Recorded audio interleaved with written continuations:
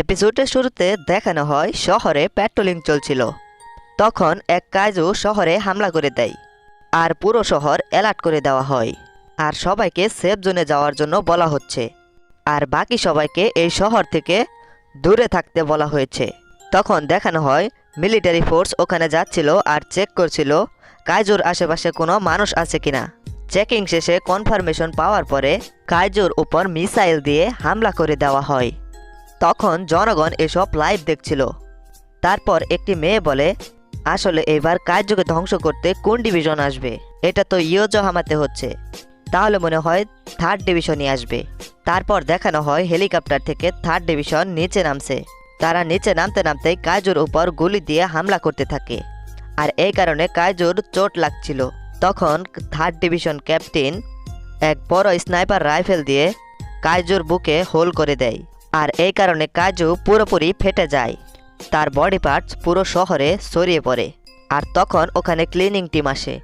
তখন ওখানে কাবকা বলে, এটা তো মনে হচ্ছে পুরো শহর জুড়ে সরে গিয়েছে, আজ মনে হয় আমার ওভার ডিউটি করতে হবে।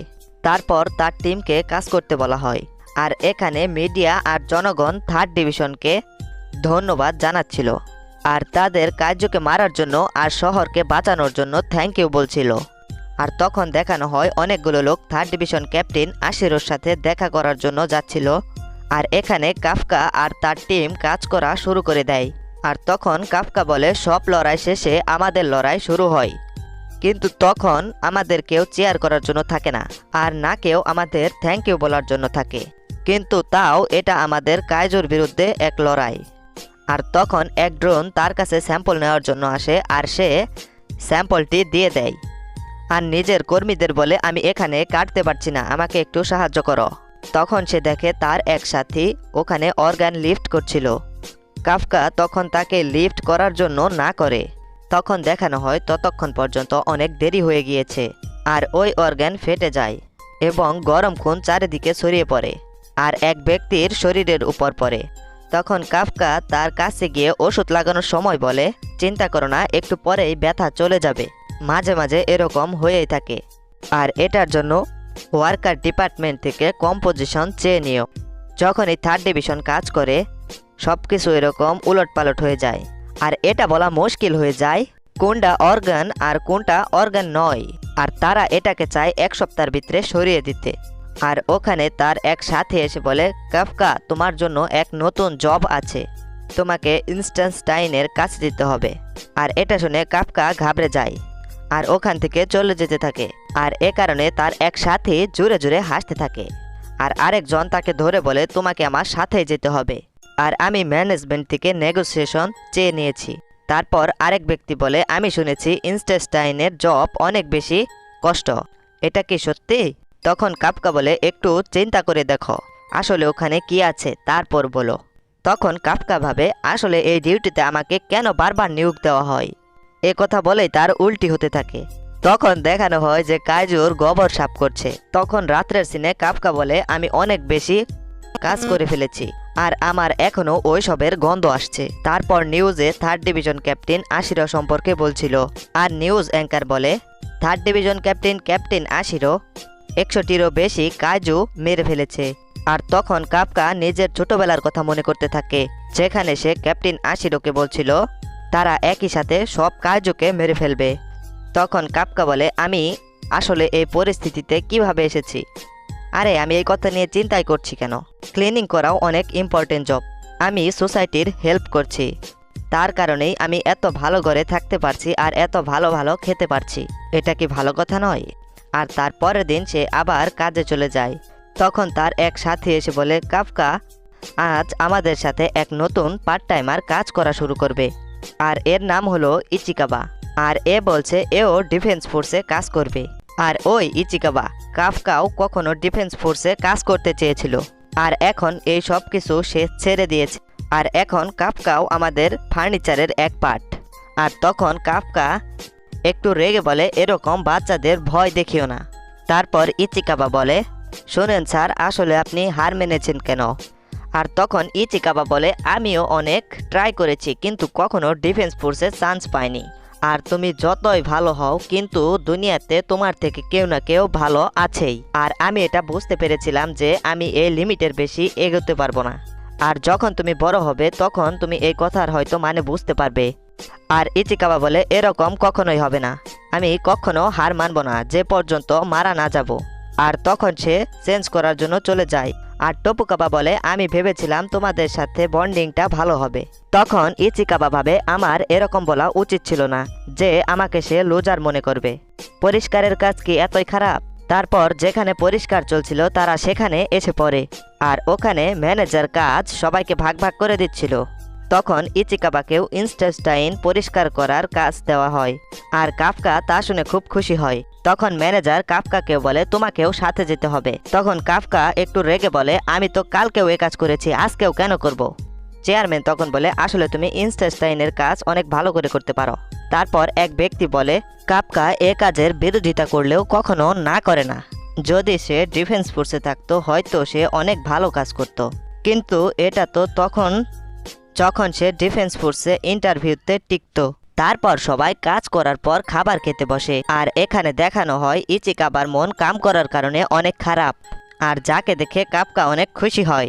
কিন্তু তখনই তার বমি আসছিল, কিন্তু সে গিলে ফেলে। তখন ইচিকাবাকে বলে, তুমি কি নিজের সাথে লাঞ্চ নিয়ে এসেছ? হ্যাঁ, কিন্তু আমার এটা খেতে মনে চাচ্ছে না। তখন কাফকা তাকে এক মাল্টিভিটামিনের জুসের প্যাকেট দেয়। যদি তুমি সন্ধ্যা পর্যন্ত কাজ করতে চাও তাহলে তোমাকে কিছু না কিছু খেতেই হবে, তাই তুমি এটা রাখো।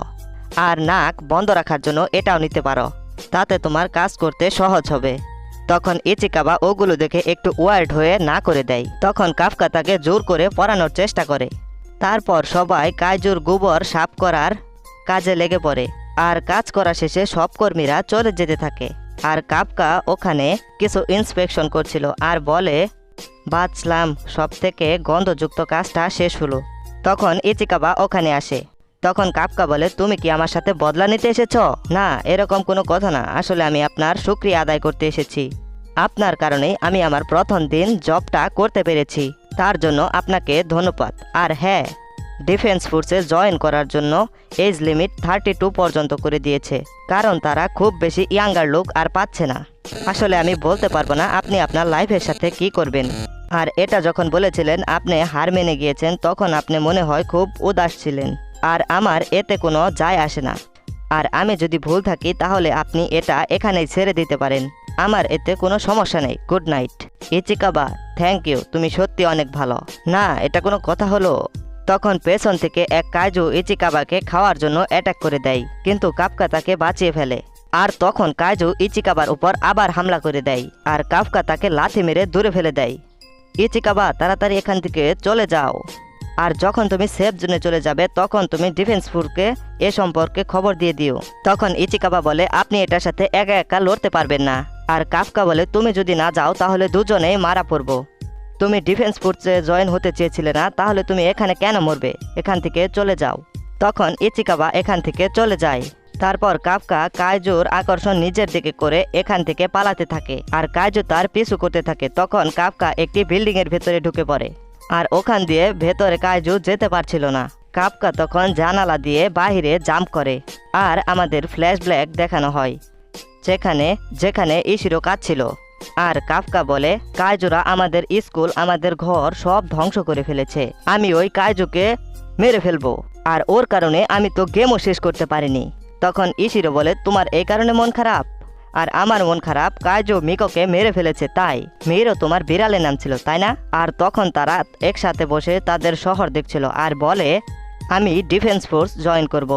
আর তখন কাফকা বলে, তাহলে চলো দেখি কে সব থেকে ভালো ডিফেন্স ফোর্স অফিসার হয়, আর কাইজুকে আমরা একসাথে মিলে হারাবো। তখন কাফকা কাইজুর অ্যাটাক ডজ করে বলে, আমরা যে ওয়াদা করেছিলাম সেটা এরকম নয়। আর তখন আমরা দেখি ওই কাইজু বিল্ডিং ভেঙে পেছনে এসে পড়েছে। আর কাফকা লড়াই করার জন্য প্রস্তুত হয়ে যায় আর বলে, আমি এই কাইজুকে দেখে ভয় পাই না, তাহলে আমি এই কাইজুর পায়ে হামলা করি। আর সে যখন অ্যাটাক করতে যায় তখন কাইজু তাকে লাথ মেরে উড়িয়ে দেয় আর তার পা ভেঙে দেয়। সে ব্যথায় চিল্লাতে থাকে। তখন কাফকা ওখান থেকে উঠে পালানোর চেষ্টা করে, কিন্তু সে ওখান থেকে নড়তে পারছিল না। আর কাইজু তাকে খেতে আসে। আর আমরা দেখতে পাই ইচিকাবা ওই কাইজুর উপর হামলা করে দেয়। কাফকা বেঁচে যায়। তখন কাফকা বলে, তুমি কি পাগল, তুমি এখানে কি করছো? তখন ইচিকাবা বলে, আমি ডিফেন্স ফোর্সকে খবর দিয়ে দিয়েছি, আর আমি যদি আপনাকে এখানে ছেড়ে যেতাম তাহলে কখনোই ডিফেন্স ফোর্সে যেতে পারতাম না। তখন কাফকার নিজের রেজাল্টের কথা মনে পড়ে, যেখানে সে ডিফেন্স ফোর্সের পরীক্ষায় উত্তীর্ণ হতে পারেনি। তখন কাফকা একটু রাগে বলে, আমার সাথে এমন কেন হচ্ছে? আমি এত পাওয়ারলেস কিভাবে? এখন পর্যন্ত কিচ্ছু বদলায়নি, আমি কিচ্ছু প্রোটেক্ট করতে পারিনি, না আমার ঘর, না আমার বন্ধুর বিড়াল, আমি কিচ্ছু প্রোটেক্ট করতে পারিনি। আর তখন কাইজু উঠে আবারও হামলা করতে আসে, আর তখন দেখানো হয় একটি সাদা বাঘ ওই কাইজুর হাত কামড়ে ধরে, আর তখন ইশিরো গান ফায়ার করে কাইজুকে মেরে ফেলে। আর সে কন্ট্রোল রুমে বলে, আমি কাইজুকে মেরে ফেলেছি আর এখানে কিছু লোক আহত হয়েছে। ইগারাশি আর টাকারাগি, ততক্ষণ পর্যন্ত তাদের খেয়াল রাখো যতক্ষণ পর্যন্ত রেস্কিউ টিম না আসে। আর বাকি সবাই আমার সাথে আসো, আমাকে এই এরিয়া চেক করতে হবে, আরও কাইজু বেঁচে গিয়েছে কিনা। তারপরের সিনে হসপিটালে দেখানো হয়, আর কাফকা চিন্তা করে আশিরো কত ভালো, সে এক শর্টেই কাইজুকে হারিয়ে দিয়েছে, আর আমি তো তার কত পিছনে পড়ে আছি। তখন ইশিকাবা বলে, স্যার, কাইজু যখন অ্যাপিয়ার হয়েছিল আর আপনি যখন আমাকে চলে যেতে বলেছিলেন, আপনি ওখানে সঠিক ডিসিশন নিয়েছিলেন, কারণ আপনি যদি ওখানে না থাকতেন তাহলে আমি হয়তো আজ জীবিত থাকতাম না। আপনি সত্যি অনেক বেশি কুল, আর আপনার ডিফেন্স ফোর্সে যাওয়া উচিত। একথা শুনে কাফকার হাসিরোর সাথে ওয়াদার কথা মনে পড়ে, আর চিন্তা করে ইশিকাবা সত্যি কথা বলছে, আমি সবসময় সবকিছু থেকে পালাতে পারি না। থ্যাংক ইউ ইচিকাবা, তুমি সত্যি অনেক ভালো মানুষ। হার মানাটা খারাপ বিষয় নয়, কিন্তু নিজেকে মিথ্যা কথা বলা একদমই ভালো কাজ নয়, আর আমি ডিফেন্স ফোর্সে যাওয়ার জন্য এক ট্রাই অবশ্যই করব। তখন সে তার সামনে এক ছোট কাইজু দেখতে পায়। শেষমেশ আমি তোমাকে খুঁজে বের করেছি। আর যখনই কাফকা তাকে দেখে চিৎকার করবে তখনই কাইজু তার মুখের ভেতর দিয়ে চলে যায়, আর আমরা দেখতে পাই তার ভেতর এক রিয়াকশন স্টার্ট হয়ে যায়। তখন ইচিকাবা আওয়াজ শুনে যখন পর্দা সরায় তখন সে তাকে দেখে একদম অবাক হয়ে যায়, আর তখন কাফকাও নিজেকে যখন রিফ্লেকশনে দেখতে পায় তখন তারা দুজনেই একদম শক হয়ে যায়। তখন কাফকা নিজের সম্পর্কে ইচিকাবাকে বোঝানোর চেষ্টা করে। তারপর এক বৃদ্ধ মানুষ কাফকাকে কাইজু ভেবে পুলিশের কাছে ফোন করে দেয়। তখন ইচিকাবা বলে, এই আঙ্কেল আপনার বিরুদ্ধে রিপোর্ট করে দিয়েছে, তাড়াতাড়ি এখান থেকে পালিয়ে যাও। তারপর একটি ফ্ল্যাশব্যাক দেখানো হয়, যেখানে কাফকা আশিরোকে বলে, তুমি যখন কাইজুর বিরুদ্ধে লড়তে যাবে তখন সবার প্রথমে কাইজুর পায়ের মধ্যে অ্যাটাক করবে, যাতে সে ওখান থেকে পালাতে না পারে। আমার তো একটু ভয় করছে, কাইজু তো আমার থেকে কত বড়। চিন্তা করো না, যখনই তুমি ভয় পাবে তখনই তুমি আমাকে তোমার কাছেই দেখতে পাবে। আশিরো তখন ভাবে তুমি মিথ্যাবাদী। তখনই একটি ফোন আসে আর বলা হয় যে এক হসপিটালে একটি কাইজু দেখা গিয়েছে। তখন ইশিরো বলে, চিন্তা করো না, আমি আমার টিম নিয়ে এক্ষুনি আসছি, আর হ্যাঁ, আমি তাকে মেরে ফেলবো। আর এখানেই এপিসোড শেষ হয়ে যায়।